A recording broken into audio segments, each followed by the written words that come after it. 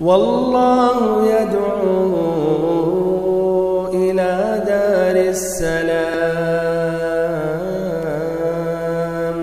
ويهدي من يشاء إلى صراط مستقيم.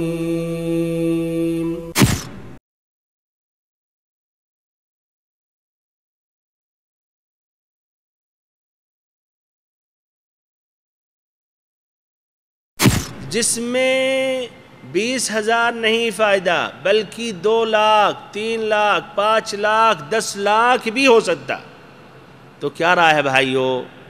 ہم اس سیزن سے، اس موسم سے مکمل طور فائدہ اٹھانے کی کوشش کریں گے یا نہیں؟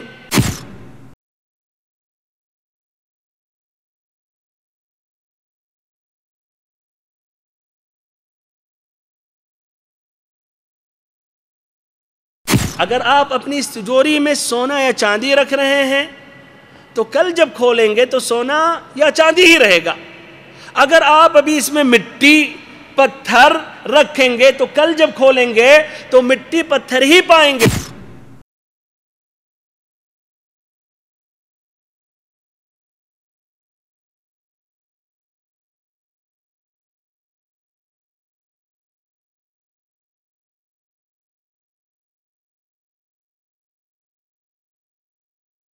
اے خیر کے طالب، اے بھلائی کے طلبگار، تم آؤ، قریب ہو جاؤ، سبقت حاصل کرو. اور اے شر کے طالب، اے برائیوں کے طلبگار، تم رک جاؤ.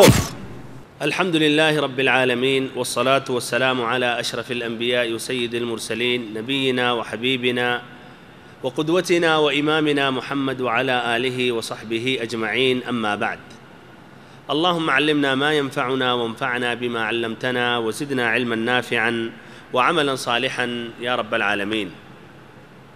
محترم بھائیوں، معزز ساتھیوں، عزیز بچوں اور ہماری ماؤں اور بہنوں،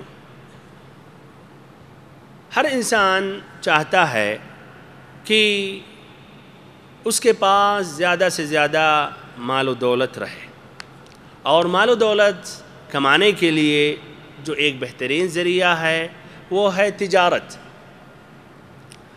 اب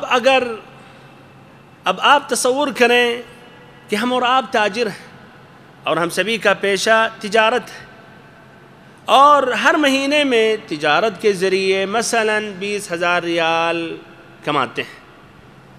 پھر پتہ چلا کہ ایک موسم، ایک سیزن آنے والا ہے جس میں 20,000 نہیں فائدہ بلکہ 2 لاکھ 3 لاکھ 5 لاکھ 10 لاکھ بھی ہو سکتا. تو کیا رائے ہے بھائیو؟ ہم اس سیزن سے، اس موسم سے مکمل طور فائدہ اٹھانے کی کوشش کریں گے یا نہیں؟ پھر کیا ہم جب وہ موسم یا سیزن شروع ہو جائے گا تبھی حرکت میں آئیں گے، یا پہلے ہی کچھ مہینے ہم تیاریاں شروع کر دیں گے؟ اس میں کوئی دو رائے نہیں ہے. آج دنیاوی جو تجارت کرنے والے ہیں یا مال و دولت کے جو تاجر ہیں، وہ یہ مبارک مہینہ آنے سے کئی مہینے پہلے وہ تیاریاں شروع کر دیتے ہیں. گوداموں میں مال بھرنا شروع کر دیتے ہیں، کھانے پینے کے سامان ہوں یا کپڑے ہوں یا اس کے علاوہ ہر وہ چیز جو ایسے سیزنوں میں یعنی لوگ زور شور کے ساتھ خریدنے کے لیے آتے ہیں. تو میرے بھائی اور محترم ساتھیوں، حقیقت میں ہماری اور آپ کی بھی یہ دنیا جو ہے یہ تجارت ہے مع اللہ. اللہ تعالیٰ کے ساتھ تجارت ہمیں اور آپ کو کرنی چاہیے. ہم ہر مہینے میں تجارت کر رہے ہیں اللہ تعالیٰ کے ساتھ، لیکن ایک موسم، ایک سیزن آنے والا ہے جس میں کافی گنا فائدہ ملنے والا ہے. تو کیا رائے ہے؟ کیوں نہ ہم پہلے تیاری شروع کر دیں اور اس کا ہم حسن استقبال کریں. یہ مبارک مہینہ آنے والا ہے جس مبارک مہینے میں جنت کے پورے دروازوں کو اللہ رب العزت کھول دیتا ہے، ایک بھی دروازہ بند کر کے نہیں رکھتا ہے، اور جہنم کے سارے دروازوں کو بند کر دیتا ہے، ایک بھی دروازہ کھلا نہیں ہوتا ہے. اور ایسے ہی اللہ رب العزت ہر رات اور ایسے ہی افطاری کے وقت کچھ لوگوں کو جہنم سے آزاد کر دیتا ہے، اور جو جہنم سے آزاد ہو گیا تو کامیاب ہو گیا، جنتی ہو گیا۔ ایسے ہی یہ موسم جو آنے والا ہے، یہ بہترین چانس ہے کہ ہم اور آپ اپنے اعمال صالحہ میں اضافہ کرتے ہوئے اللہ تعالیٰ کے ہاں اونچا اور اعلیٰ مقام و مرتبہ حاصل کریں۔ یہ بہترین موقع ہے جس میں ہم اللہ تعالیٰ سے بکثرت دعا مانگیں اور اللہ تعالیٰ سے اپنی حاجتوں کو ہم پیش کریں۔ یہ بہترین موسم ہے کہ ہم اپنے گناہوں کو اللہ رب العزت سے بخشوائیں۔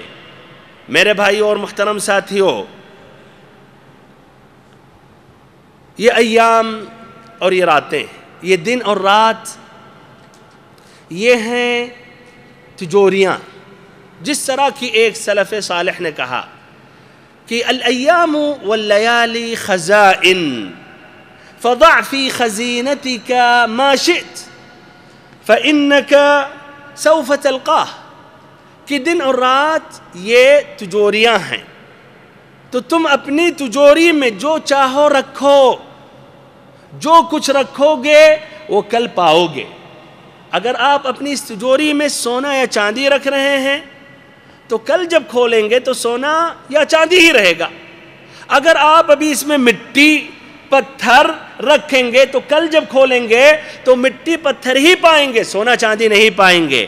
تو ایسے ہی ہم سبھی قیامت کے دن اپنی اپنی تجوریاں اپنے ہاتھوں سے ہم کھولنے والے ہیں، تو جو کچھ ہم رکھ رہے ہیں وہی کچھ ہم قیامت کے دن پائیں گے اور اپنے آنکھوں سے ہم دیکھیں گے۔ تو یہ بہترین موسم ہے، یہ مبارک مہینہ، کہ ہم نیک اعمال سے ہم اس تجوری کو بھر دیں۔ میرے بھائی اور محترم ساتھیو، ہم اس مبارک مہینے کا استقبال کیسے کریں؟ آج جو بڑے بڑے پروگرام ہوتے ہیں، کانفرنسیں ہوتی ہیں، اس میں بڑی بڑی شخصیتوں کو بلایا جاتا ہے، اور یہ عظیم بڑی بڑی شخصیتوں کو جب اسٹیج پر لایا جاتا ہے اس سے پہلے ان کا مختصر تعارف کیا جاتا ہے، ان کے مقام و مرتبہ کا اظہار کیا جاتا ہے، تاکہ لوگ اچھی طرح ان کا استقبال کریں اور ان کا مقام و مرتبہ سمجھنے کے بعد مکمل طور ان سے استفادہ کریں۔ تو ہم سبھی کے لیے ضروری ہے کہ یہ مہمان عزیز، یہ بہترین موسم جو آنے والا ہے اور بہت ہی مختصر وقت کے بعد چلے جانے والا ہے، ہم اس کے مقام و مرتبہ کو سمجھیں، اس کے فضائل کو جانیں۔ ایک تو اس مہینے کا فضائل، اس مہینے کے فضائل کیا ہیں؟ پھر اس مہینے میں جو ہم روزہ رکھتے ہیں، جو دین اسلام کا چوتھا رکن ہے، اس کا بھی مقام و مرتبہ فضائل کیا ہیں وہ بھی ہم جانیں، تاکہ اس کی اہمیت اور اس کے مقام و مرتبہ کو سمجھتے ہوئے اس کا ہم خیر مقدم کریں اور اس کا حسن استقبال کریں۔ تو سب سے پہلے اس مبارک مہینے کا مقام و مرتبہ کیا ہے یہ ذکر کر رہا ہوں۔ پہلا مقام و مرتبہ یہ ہے کہ اللہ رب العزت نے اپنی کتاب، اپنے کلام کو نازل کرنے کے لیے اسی مہینے کو منتخب کیا، اسی مہینے کو چنا۔ دین اسلام نبی اکرم صلی اللہ علیہ وسلم کا جو سب سے عظیم ترین معجزہ یہ قرآن ہے، یہ قرآن مجید کے نزول کے لیے اللہ رب العزت نے اسی مہینے کو منتخب کیا اور چنا۔ اور قرآن مجید میں اللہ رب العزت نے یہ ذکر کیا، فرمایا سورۃ البقرہ آیت نمبر 185، شہر رمضان الذی انزل فیہ القرآن ھدی للناس وبینات من الہدی والفرقان،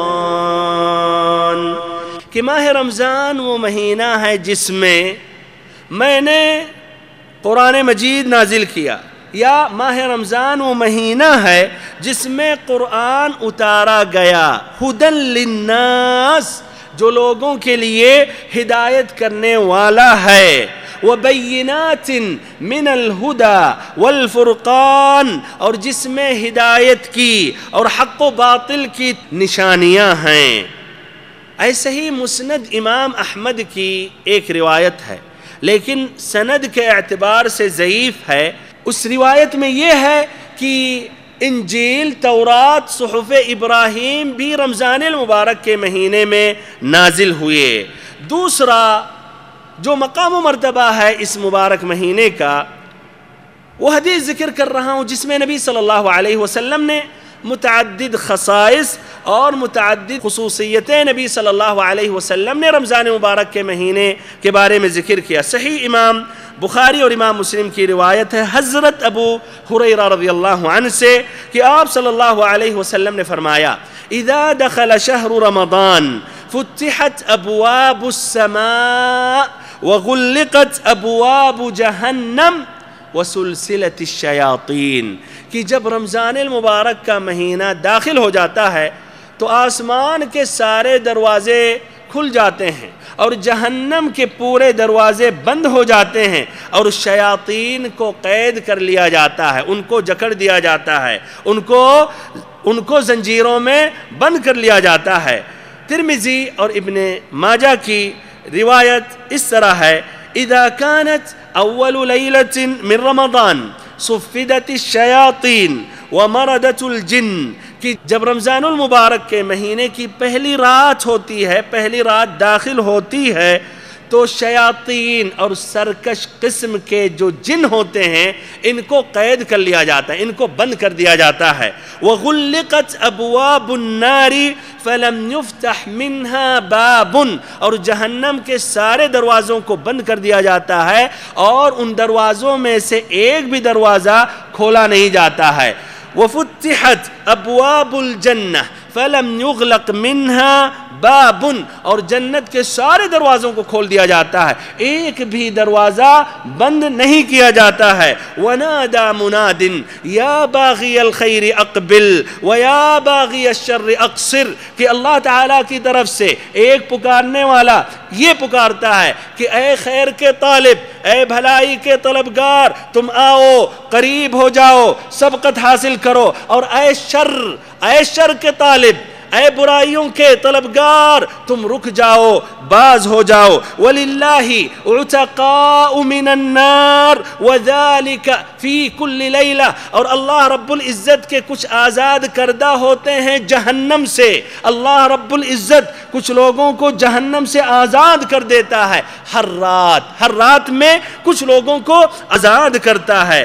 ایسے ہی تیسرا جو مقام و مرتبہ ہے اس مبارک مہینے کا وہ یہ ہے کہ اللہ رب العزت نے اس مبارک مہینے میں ایک رات مقرر کی ہے جس رات کی عبادت 1000 مہینوں سے بہتر ہے، یعنی 83 سال اور 4 مہینوں کی عبادت سے بہتر اور افضل ہے، اور مکمل اللہ رب العزت نے اس رات کی عظمت اور مقام و مرتبہ ظاہر کرنے کے لیے ایک سورت اللہ تعالیٰ نے نازل کی۔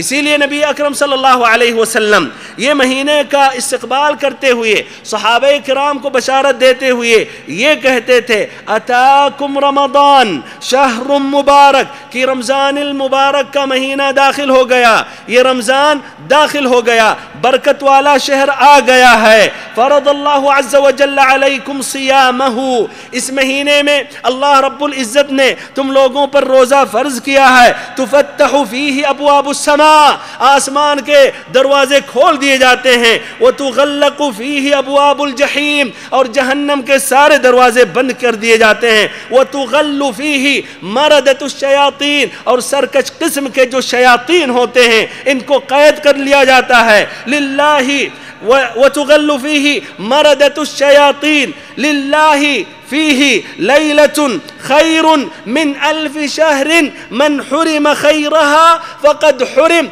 کہ اس میں اللہ تعالیٰ کی ایک رات ہے جو 1000 راتوں سے بہتر ہے، جو اس رات سے محروم ہو گیا تو وہ بدنصیب ہے، وہ مسکین ہے، وہ بیچارہ ہے۔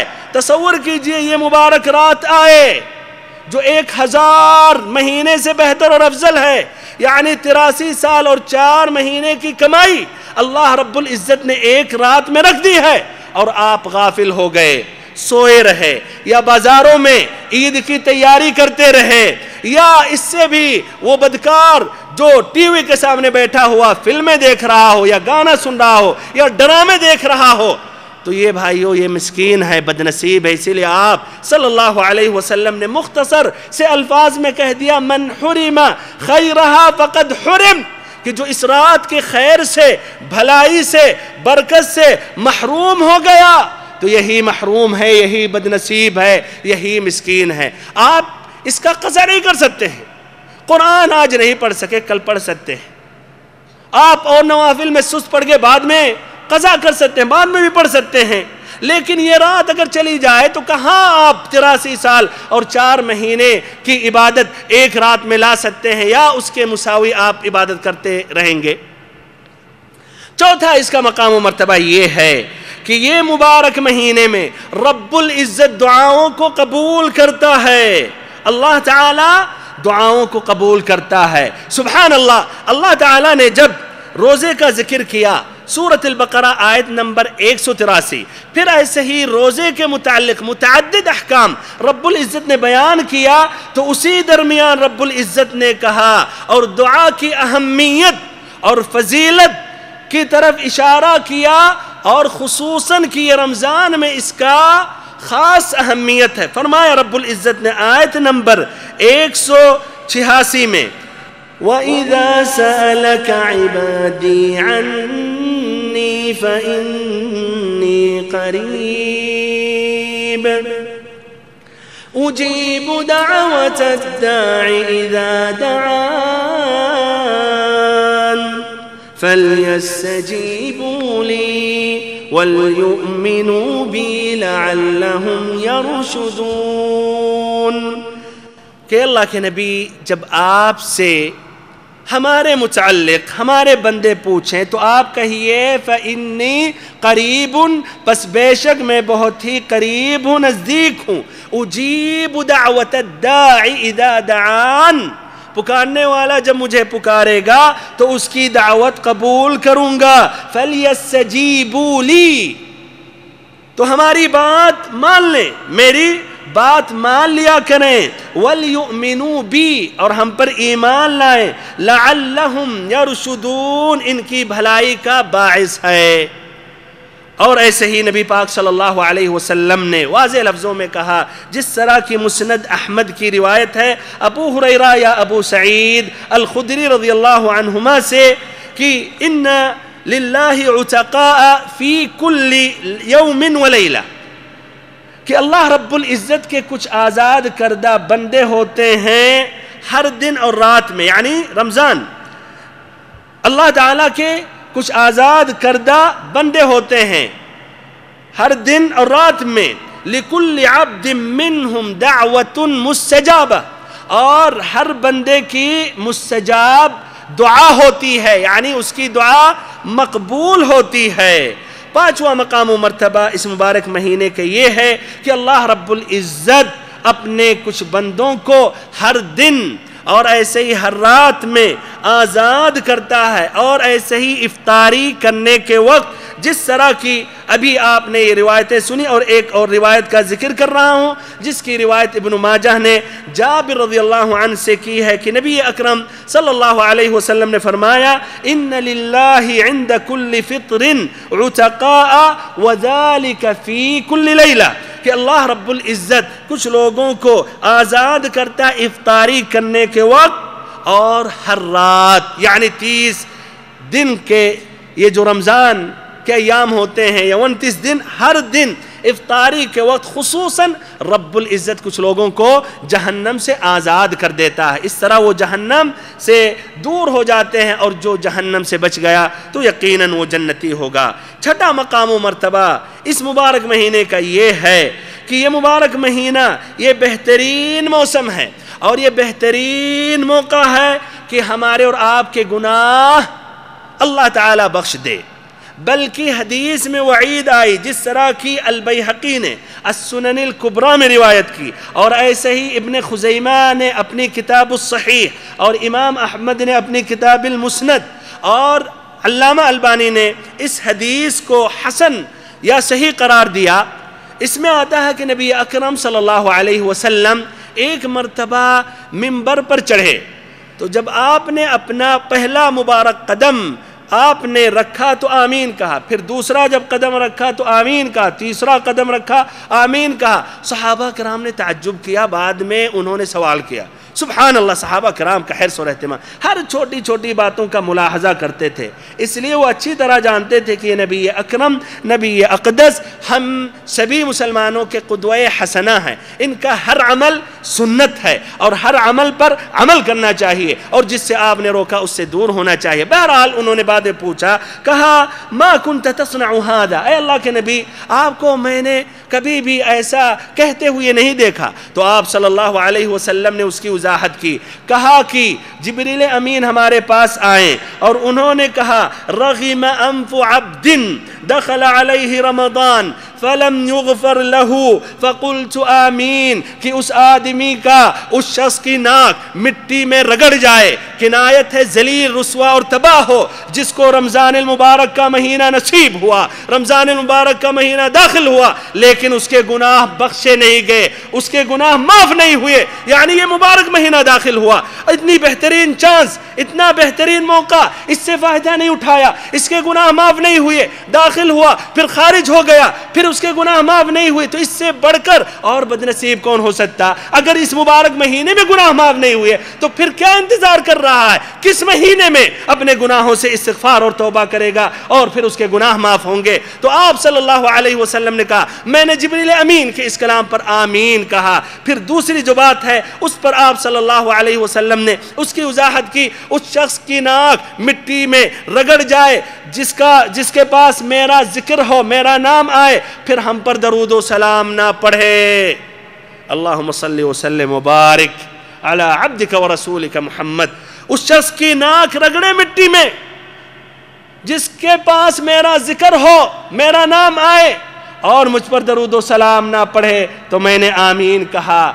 پھر ایسے ہی جبریل امین نے کہا، وہ شخص جس کو اس کے والدین یا دونوں میں سے ایک بڑھاپے کی حالت میں ملے، پھر اس کے گناہ معاف نہیں ہوئے، تو ہم نے اس پر بھی آمین کہا۔ یعنی والدین کو بڑھاپے کی حالت میں اگر آپ پا رہے ہیں، دونوں یا ایک، اور آپ کے گناہ نہ معاف ہوئے، بمعنی آپ نے ان کی خدمت نہیں کی، اتنا بڑا اجر و ثواب نہیں کمایا جو گناہوں کی بخشش کا بہترین موقع ہے، تو یہ آدمی بدنصیب ہے۔ نبی صلی اللہ علیہ وسلم نے اس پر بد دعا کی۔ ساتواں مقام و مرتبہ اس مبارک مہینے کا یہ ہے کہ یہ مبارک مہینہ نصیب ہونا ایک بہترین چانس ہے اپنے مقام و مرتبہ کو بلند کرنے کے لیے، اعمال صالحہ میں سبقت حاصل کرنے کے لیے، اللہ تعالیٰ کے پاس یہ درجے کو بلند کرنے کے لیے۔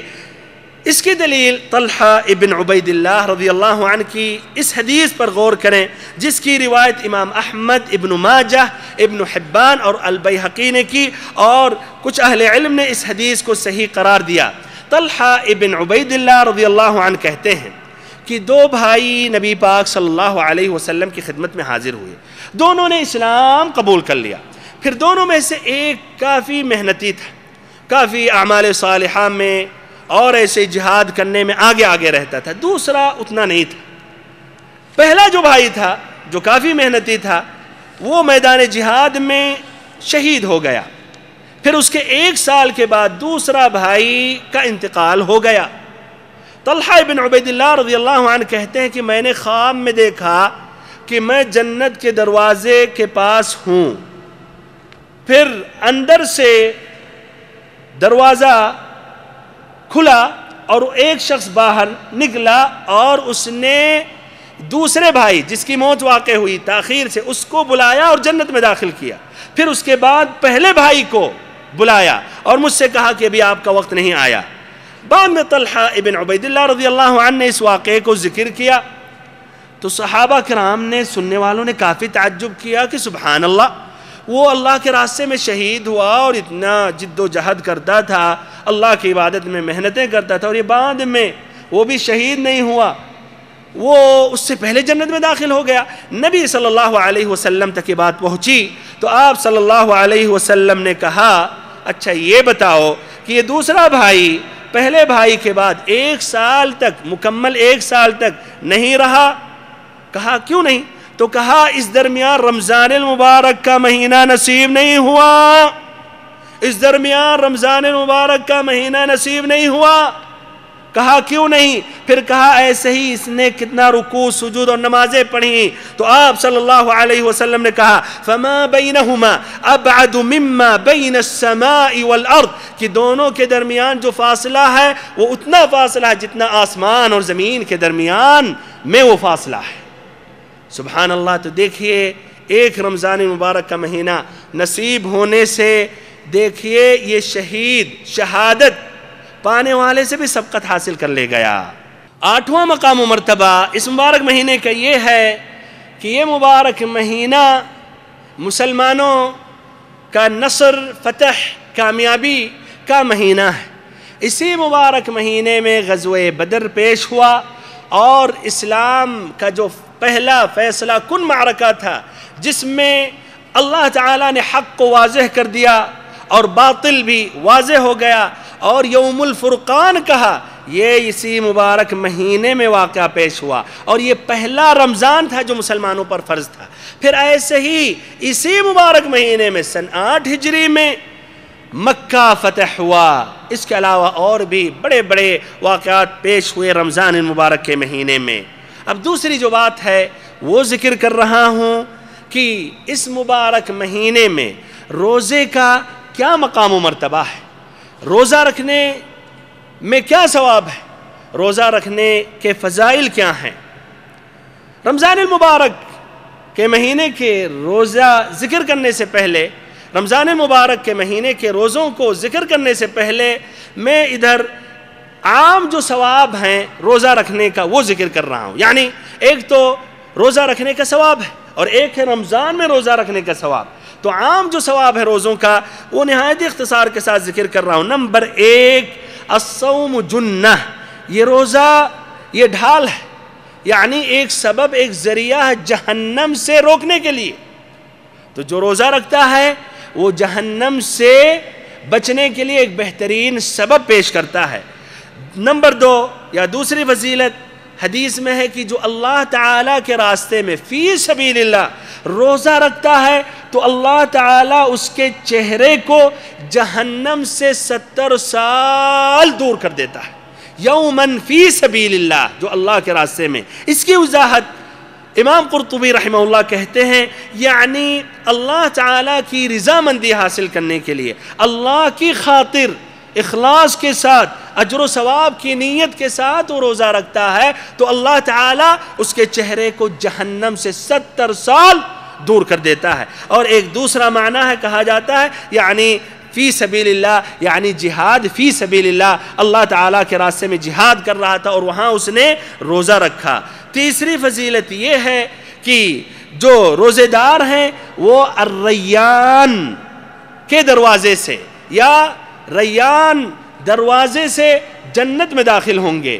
جنت کے 8 دروازے ہیں، ان دروازوں میں سے ایک دروازے کا نام الریان ہے. تو الریان دروازے سے یہ روزدار یا روزے دار داخل ہوں گے. ایسے ہی چوتھی فضیلت یہ ہے کہ یہ روزہ ایک بہترین ذریعہ ہے تمام گناہوں کے کفارہ کے لیے، تمام گناہوں کو بخشنے کے لیے یا تمام گناہوں کے محو اور ایسے ہی معاف کرنے کے لیے.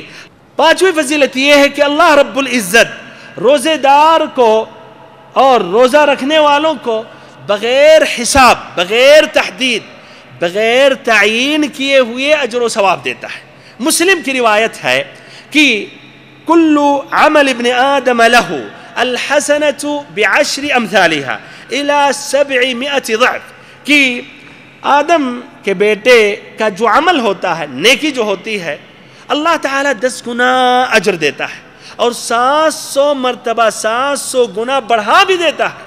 سبحان اللہ. اللہ کا رحم دیکھیے، اللہ کی مہربانی دیکھیے. ایک نیکی پر 700 گنا مرتبہ بڑھا دیتا ہے، 700 مرتبہ اجر و ثواب دیتا ہے. اللہ رب العزت نے کہا الا الصوم، سوائے روزہ، فإنه لی، یہ عبادت ہمارے لیے خاص ہے، وَأَنَا أَجْزِي بِهِ، اور اس کا بدلہ میں دوں گا۔ اللہ تعالیٰ نے اس کا بدلہ واضح نہیں کیا، قیامت کے دن اللہ تعالیٰ دے گا، اور اللہ رب العزت رحیم ہے، مہربان ہے، اور اللہ رب العزت دینے والا ہے اور عطا فیاضی سے دیتا ہے، تو اللہ ہی بہتر جانتا ہے کہ کتنا اجر و ثواب دے گا۔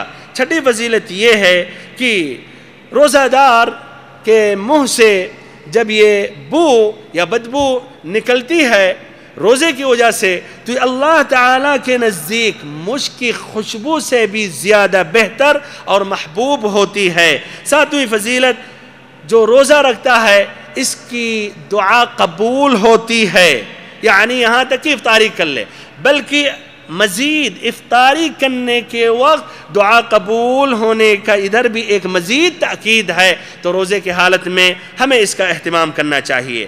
اب میں ذکر کر رہا ہوں رمضان المبارک کے مہینے میں روزہ رکھنے کی فضیلت اور ایسے ہی روزہ رکھنے کا مقام و مرتبہ۔ نمبر 1، رمضان المبارک کے مہینے میں روزہ رکھنا یہ دین اسلام کا چوتھا رکن ہے، جس طرح کی صحیح امام بخاری اور امام مسلم کی روایت ہے حضرت ابن عمر رضی اللہ عنہما سے کہ نبی اکرم صلی اللہ علیہ وسلم نے فرمایا، بنی الاسلام علی 5، شہادتی اللہ الہ الا اللہ وان محمدا رسول اللہ واقام الصلاۃ وإيتاء الزکاة وصوم رمضان وحج البیت، کہ اسلام کی بنیاد 5 چیزوں پر قائم کی گئی ہے۔ نمبر 1، گواہی دینا، اقرار کرنا کہ اللہ تعالیٰ کے سوا کوئی بھی معبود برحق نہیں ہے، اور محمد اللہ تعالیٰ کے رسول ہیں اور بندے ہیں صلی اللہ علیہ وسلم، اور نماز قائم کرنا۔ نمبر 3، زکوٰۃ ادا کرنا۔ نمبر 4، رمضان المبارک کے مہینے میں روزہ رکھنا، اور نمبر 5، بیت اللہ الحرام کا حج ادا کرنا۔ دوسرا مقام و مرتبہ یہ ہے کہ رمضان المبارک کے مہینے میں روزہ رکھنا یہ ایک بہترین ذریعہ ہے تقوی اور پرہیزگاری حاصل کرنے کے لیے۔ فرمایا رب العزت نے سورۃ البقرہ آیت نمبر 183 میں، یا ایہا الذین آمنوا کتب علیکم الصیام كتب عليكم الصيام كما كتب على الذين من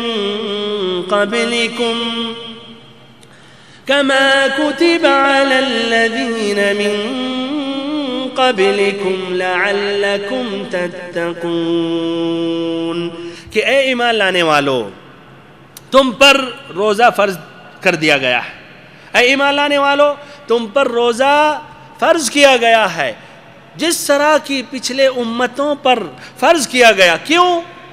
اس لیے بھوکے پیاسے بیمار نظر آؤ، یا دن بھر اے سی کے سامنے اے سی کو گرا کر ہواؤں کو سامنے کرتے ہوئے لیٹے رہو، کام کرنے سے عذر ظاہر کرو کہ ہم روزے کی حالت میں ہیں۔ جس طرح ہمارے کچھ بھائی روزہ رکھتے ہیں نماز ہی نہیں پڑھتے، ماشاء اللہ تبارک اللہ، روزہ رکھتے ہیں نماز نہیں پڑھتے ہیں، یعنی کتنی بڑی فتح کر رہے ہیں۔ یہ کیسا روزہ؟ اللہ تعالیٰ نے کہا لعلکم تتقون، تاکہ متقی پرہیزگار ہو جاؤ۔ روزے کا مقصد تقوی حاصل کرنا ہے، روزہ رکھنے کا مقصد پرہیزگاری حاصل کرنی ہے، اور یہ ہر عبادتوں کا یہی مقصد ہے۔ کسی بھی عبادت کا مقصد یہ نہیں ہے کہ آدمی اپنے آپ کو تھکائے۔ نماز کا مقصد صرف اتنا نہیں ہے کہ آدمی جھکے سجدہ کرے اٹھے بیٹھے، نہ ایسے حج کا مقصد ہے کہ آدمی مال خرچ کرے اور محنت کرتے ہوئے مشقت اٹھاتے ہوئے مکہ مشاعر مقدسہ پہنچے، عرفات منی مزدلفہ کی زیارت کر کے واپس ہو جائے۔ نہ ایسے ہی جانور ذبح کرنے کا مقصد یہ ہے کہ آپ نے جانور ذبح کر دیا پھر گوشت کھا رہے ہیں۔ اللہ رب العزت نے فرمایا لن ينال اللہ لحومها ولا دماؤها ولكن يناله التقوى منكم لن ينال الله لحومها ولا دماؤها ولكن يناله التقوى منكم، کہ اللہ رب العزت کو ان جانوروں کو جو ذبح کرتے ہو نہ اللہ تعالیٰ کو اس کا خون پہنچتا ہے نہ اس کا گوشت پہنچتا ہے، خون بہا دیتے ہیں اور گوشت آپ کھاتے ہیں، بلکہ کیا پہنچتا ہے اللہ تعالیٰ کو؟ پرہیزگاری، وَلَٰكِنْ يَنَالُهُ التَّقْوَىٰ مِنْكُمْ، اس میں جو پرہیزگاری ہے، جو تقویٰ ہے، جو اللہ تعالیٰ کا نام لے کے اللہ تعالیٰ کے لیے آپ نے جانور ذبح کیا، اس میں جو تقویٰ اور پرہیزگاری ہے یہ اللہ تعالیٰ تک پہنچتی ہے۔ اسی لیے حدیث میں بھی نبی پاک صلی اللہ علیہ وسلم نے واضح کیا اس مسئلے کو کہ عبادتوں کا مقصد کیا تقویٰ اور پرہیزگاری ہے۔ صحیح امام مسلم کی روایت ابو ہریرہ رضی اللہ عنہ سے کہ نبی اطہر صلی اللہ علیہ وسلم نے فرمایا ان اللہ لا ينظر الى اجسادکم ولا الى صورکم ولكن ينظر الى قلوبکم واشار باصابعه الى صدره، کہ اللہ رب العزت نہ تمہاری شکلوں کو دیکھتا ہے نہ تمہاری صورتوں کو یا جسموں کو دیکھتا ہے، لیکن رب العزت دلوں کو دیکھتا ہے، یعنی اس میں جو پرہیزگاری اور تقویٰ ہے۔ اور نبی صلی اللہ علیہ وسلم نے اپنے انگلیوں سے دل کی طرف یا سینے کی طرف آپ صلی اللہ علیہ وسلم نے اشارہ کیا۔ تیسرا مقام و مرتبہ اس مبارک مہینے میں روزہ رکھنے کا یہ ہے کہ سابقہ پورے گناہ روزہ رکھنے سے اگر آپ نے اللہ پر ایمان کی حالت میں اور ایسے ہی اجر و ثواب کی نیت سے رکھا تو یہ گناہ سارے گناہ معاف ہو جاتے ہیں۔ صحیح امام بخاری اور امام مسلم کی روایت ہے حضرت ابو ہریرہ رضی اللہ عنہ سے کہ آپ صلی اللہ علیہ وسلم نے فرمایا من صام رمضان ایمانا واحتسابا غفر له ما تقدم من ذنبه، کہ جس نے ماہ رمضان کا روزہ رکھا لیکن شرط یہ ایماناً واحتساباً، یعنی اللہ پر ایمان لاتے ہوئے کہ اللہ تعالیٰ نے فرض کیا، واحتساباً خالصاً اللہ تعالیٰ کے لیے اجر و ثواب کی نیت سے، تو نتیجہ کیا ہے؟ اس کے سابقہ سارے گناہ معاف ہو جائیں گے۔ ایسے ہی مسلم کی ایک دوسری حدیث ہے ابو ہریرہ رضی اللہ عنہ سے مروی ہے کہ نبی اکرم صلی اللہ علیہ وسلم نے فرمایا الصلوات الخمس والجمعة إلى الجمعة ورمضان إلى رمضان مكفرات ما بينهن إذا اجتنبت الكبائر، کی پانچوں نماز اور جمعہ سے جمعہ اور رمضان سے رمضان تک درمیان کے گناہوں کے لیے کفارہ ہیں، لیکن شرط یہ ہے بڑے گناہوں سے اگر اجتناب کیا گیا۔ چوتھا مقام و مرتبہ اس مبارک مہینے میں روزہ رکھنے کا یہ ہے کہ رمضان المبارک کے مہینے میں روزہ رکھنا یہ جنت میں داخل ہونے کا ایک عظیم اور اہم سبب ہے، جس طرح کی صحیح امام مسلم کی روایت ہے جابر رضی اللہ عنہ سے کہ ایک شخص نبی اکرم صلی اللہ علیہ وسلم سے سوال کیا کہ اللہ کے نبی، اگر میں 5 وقت کی نماز پڑھتا رہوں اور ایسے ہی رمضان المبارک کے مہینے کا روزہ رکھتا رہوں اور حلال چیزوں کو حلال کرتا رہوں، اس کو حلال سمجھتا رہوں، اور حرام چیزوں کو حرام سمجھتا رہوں، یعنی اس سے دور رہتا رہوں، اس کے علاوہ مزید اور کوئی عمل نہ کروں، کوئی اور عبادت نہ کروں، کوئی اور عبادت کا اہتمام نہ کروں، ادخل الجنہ، کیا میں جنت میں داخل ہو سکتا ہوں؟ کیا ایسی حالت میں جنت میں داخل ہوں گا؟ تو نبی صلی اللہ علیہ وسلم نے کہا نعم، کہ ہاں، یعنی ضرور تم جنت میں داخل ہوگے۔ پھر اس شخص نے کہا واللہ لا ازید علی ذالک شیئا، کہ اللہ کی قسم میں اس سے کچھ بھی زیادہ نہیں کروں گا، اس سے اور مزید عمل نہیں کروں گا۔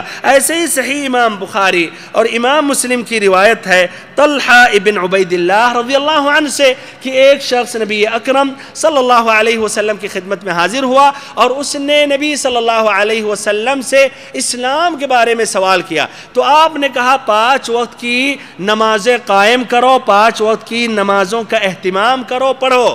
تو اس نے کہا حل علیہ غیرہا، ہم پر اس کے علاوہ بھی اور نمازیں فرض ہیں؟ تو آپ صلی اللہ علیہ وسلم نے کہا لا الا ان تطوع، کہ اس کے علاوہ فرض نہیں ہے، لیکن اگر مزید نفل پڑھنا چاہو، مزید سنتوں کا اہتمام کرو تو یہ کر سکتے ہو۔ پھر اس شخص نے کہا کہ ہم پر کتنے روزے فرض ہیں؟ تو آپ صلی اللہ علیہ وسلم نے کہا رمضان المبارک کے مہینے کا روزہ فرض ہے۔ کہا اس کے علاوہ بھی کچھ ہم پر فرض ہے؟ تو کہا کہ نہیں، الا ان تطوع، تمہاری مرضی، مزید نفل کا اہتمام کرنا چاہتے ہو، نفلی روزہ رکھنا چاہتے ہو تو یہ کر سکتے ہو۔ پھر اس شخص نے کہا کہ ہم پر کیا فرض ہے مال میں؟ تو آپ صلی اللہ علیہ وسلم نے کہا زکوٰۃ۔ کہا اس کے علاوہ بھی؟ کہا نہیں، الا ان تطوع۔ المہم اس شخص نے کہا کہ میں اس سے زیادہ نہیں کروں گا، میں صرف اتنے ہی کا اہتمام کروں گا، یہ کہہ کے وہ چلا گیا۔ تو آپ صلی اللہ علیہ وسلم نے کہا